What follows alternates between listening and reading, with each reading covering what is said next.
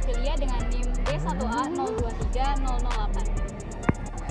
Perkenalkan, nama saya Edo Rival Kurniawan dengan NIM D1A023009. Perkenalkan, nama saya Muhammad Badudin, NIM D1A023010. Perkenalkan, nama saya Arif Mutakin dengan NIM D1A023016.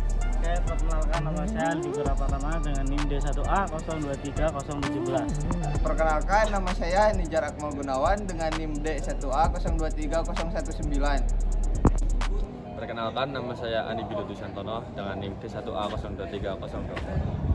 Penjualan hewan-hewan keluar kota untuk dipotong demi memenuhi kebutuhan protein manusia adalah praktik umum dalam industri peternakan.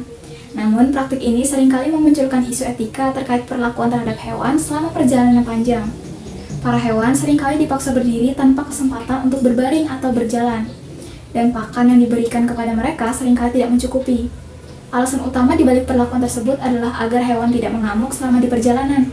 Di sisi lain, Islam memberikan panduan etika dalam berurusan dengan hewan, dan ilmu kepeternakan juga memiliki pedoman yang harus diikuti.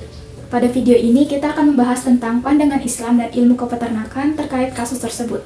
Ilmu kepeternakan adalah bidang ilmu yang berfokus pada pemeliharaan dan pengembangan hewan ternak untuk memenuhi kebutuhan manusia, termasuk kebutuhan akan daging dan produk hewan lainnya. Tujuan dari ilmu kepeternakan ialah untuk memastikan bahwa hewan-hewan tersebut sehat, produktif, dan memiliki kesejahteraan yang baik. Dalam konteks pengiriman hewan, ilmu kepeternakan memahami pentingnya kesejahteraan hewan selama perjalanan. Nah, hewan-hewan yang diperlakukan dengan buruk selama pengiriman tidak hanya mengalami penderitaan yang tidak perlu, tetapi dapat menghasilkan produk hewan yang kurang bermutu. Dalam ilmu kepeternakan, terdapat pedoman yang mencakup perlakuan etis terhadap hewan-hewan selama transportasi, termasuk aspek-aspek seperti penyediaan makanan, air, dan perlindungan dari cuaca ekstrim. Selain itu, ilmu kepeternakan juga mengakui pentingnya transportasi yang aman bagi hewan-hewan tersebut. Nah, selama perjalanan, hewan-hewan tersebut harus ditempatkan dalam kendaraan yang dirancang dengan baik, dengan perhatian pada ventilasi, kelembaban, dan kondisi kenyamanan lainnya. Beberapa pedoman utama dalam ilmu kepeternakan adalah 1. Kesejahteraan hewan. Kesejahteraan hewan harus diberikan. Hewan harus diberikan kondisi yang memadai untuk bergerak, berbaring, dan makan dengan nyaman. Ini termasuk memberikan tempat yang layak untuk beristirahat dan memastikan akses yang cukup terhadap pakan dan air. 2. Transportasi yang etis. Selama transportasi hewan, pedoman harus memastikan bahwa hewan-hewan tersebut tidak mengalami tekanan berlebihan. Mereka harus diberi kesempatan untuk berbaring dan tidak boleh dipaksa berdiri dalam waktu yang lama. Para peternak sering menjual hewan-hewan ke luar kota untuk dipotong demi memenuhi kebutuhan protein manusia. Namun, dalam proses ini seringkali terjadi perlakuan yang tidak manusiawi terhadap hewan-hewan tersebut. Selama perjalanan yang panjang menuju tempat pemotongan, hewan-hewan seringkali dipaksa berdiri dalam kondisi yang tidak nyaman, terjebak dalam keadaan yang penuh sesak. Ini mengakibatkan stres, ketidaknyamanan, dan bahkan cedera pada hewan-hewan tersebut. Mereka juga sering tidak diberikan kesempatan untuk berbaring atau berjalan, yang merupakan kebutuhan dasar mereka untuk kesejahteraan. Selain itu, ada kecenderungan untuk tidak memberikan pakan yang cukup kepada hewan-hewan selama perjalanan. Para peternak mungkin berargumen bahwa mereka melakukannya agar hewan-hewan tidak mengamuk selama di perjalanan. Namun, ini jelas merupakan pelanggaran terhadap hak dasar hewan untuk mendapatkan makanan yang cukup dan memadai. Kekurangan pakan dapat mengakibatkan hewan-hewan kelaparan dan terluka. Ayat Al-Quran terkait dengan perlakuan terhadap hewan. Ada beberapa ayat Al-Quran yang secara langsung berkaitan dengan perlakuan terhadap hewan. Salah satunya adalah ayat ke-6 dari surah Al-An'am, yang artinya, dan bagi hewan ternak, ada pelajaran yang dapat kamu peroleh dari cara berjalan mereka, dan dari apa yang mereka makan.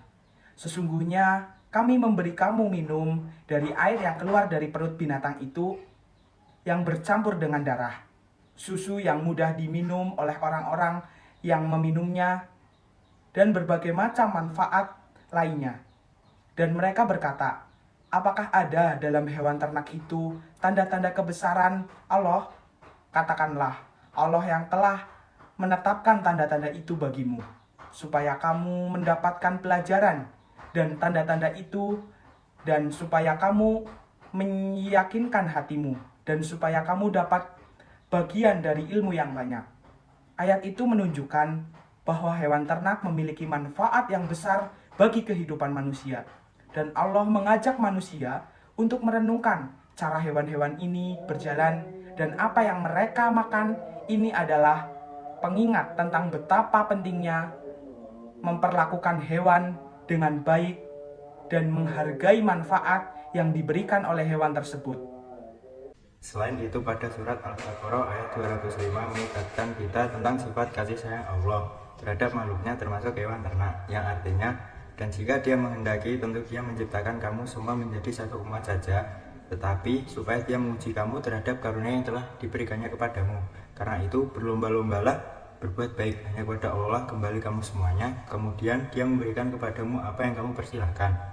Nah, ayat ini menggarisbawahi keanekaragaman ciptaan Allah dan mengajak manusia untuk berlomba-lomba dalam berbuat baik. Ini mencakup perlakuan yang baik terhadap hewan-hewan tersebut. Selanjutnya terdapat pada Quran Surat Hud ayat 6 yang artinya, dan tidak ada suatu binatang melata pun di bumi melainkan Allah yang memberi rezekinya, dan dia mengetahui tempat berteduhnya dan tempat penyimpanannya. Semua tertulis di dalam kitab yang terang. Selanjutnya pada Quran Surat An-Nahl ayat 90, sesungguhnya Allah menyuruh berlaku adil, berbuat baik, dan memberi kepada kaum kerabat, dan dia melarang dari perbuatan keji, kemungkaran, dan permusuhan. Dia memberi pengajaran kepada kamu supaya kamu mengambil pelajaran. Hadis terkait dengan perlakuan terhadap hewan. Hadis Nabi Muhammad SAW juga memberikan panduan tentang perilaku terhadap hewan. Salah satu hadis yang relevan adalah yang terdapat dalam Sahih Bukhari dan Sahih Muslim. Seseorang wanita masuk neraka gara-gara seekor kucing. Dia mengurungnya dan tidak memberinya makan, dan dia juga tidak membiarkannya mencari makan di tanah. Seseorang diazab di neraka karena menyiksa seekor burung yang tidak berdaya. Hadis riwayat Ahmad. Barang siapa yang berbuat baik kepada hewan, maka Allah akan membalasnya pada hari kiamat. Hadis riwayat Imam Al-Bukhari. Dari kutipan-kutipan tersebut jelas bahwa Islam menekankan perlakuan baik terhadap hewan, termasuk dalam aspek pemeliharaan dan kesejahteraan hewan. Selain itu, dalam hadis ada banyak contoh bagaimana Nabi Muhammad SAW memerintahkan perlakuan yang baik terhadap hewan. Ketika kita menyatukan perspektif etika dalam Islam dengan realitas kepeternakan modern, ada ketidakcocokan yang jelas.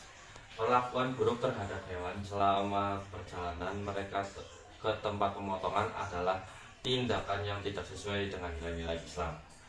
Sebaliknya, Islam mendorong perlakuan yang baik terhadap hewan dan memberikan pedoman yang jelas tentang bagaimana kita seharusnya merawat makhluk-makhluk ciptaan Allah ini. Untuk mengatasi masalah ini, perlu ada perubahan dan praktik kepeternakan. Ada beberapa langkah yang bisa diambil seperti 1. Penyediaan kondisi transportasi yang layak. Para peternak harus menyediakan kondisi transportasi yang sesuai untuk hewan-hewan tersebut yang memungkinkan mereka untuk berbaring dan berjalan dengan nyaman. 2. Pemberian makanan yang cukup. Hewan-hewan harus diberikan makanan yang cukup dan sesuai dengan kebutuhan nutrisi mereka selama perjalanan. 3. Pendidikan dan kesadaran. Pendidikan harus diberikan kepada para peternak tentang etika dalam Islam terkait perlakuan terhadap hewan. Kesadaran tentang nilai-nilai agama dan kebutuhan hewan-hewan harus ditingkatkan. 4. Religius dan pengawasan. Pemerintah dalam lembaga yang berwenang harus mengatur dan mengawasi praktik-praktik kepeternakan untuk memastikan kepatuhan terhadap etika Islam dan kesejahteraan hewan. Praktik penjualan hewan keluar kota untuk dipotong demi memenuhi kebutuhan protein manusia memunculkan isu etika dalam perlakuan terhadap hewan. Islam dan ilmu kepeternakan memiliki pandangan yang relevan dan dapat saling mendukung untuk mengatasi masalah ini. Penting bagi peternak dan pemerintah untuk memastikan bahwa praktik-praktik ini mematuhi prinsip-prinsip kesejahteraan hewan yang ditetapkan oleh ilmu kepeternakan, sekaligus menghormati nilai-nilai etika Islam dalam pemeliharaan dan perlakuan terhadap hewan. Dengan demikian, kita dapat memastikan bahwa kebutuhan manusia akan protein dapat dipenuhi tanpa mengabaikan kesejahteraan hewan. Dalam Islam, etika terhadap hewan sangat dijunjung tinggi. Para peternak dan pelaku usaha ternak harus memastikan bahwa hewan-hewan yang mereka jual dan angkut diperlakukan dengan baik dan sesuai dengan prinsip-prinsip keadilan, kasih sayang, dan kesejahteraan hewan yang diajarkan oleh agama mereka. Ini adalah kewajiban moral sekaligus amanah yang harus dipegang teguh dalam dunia peternakan.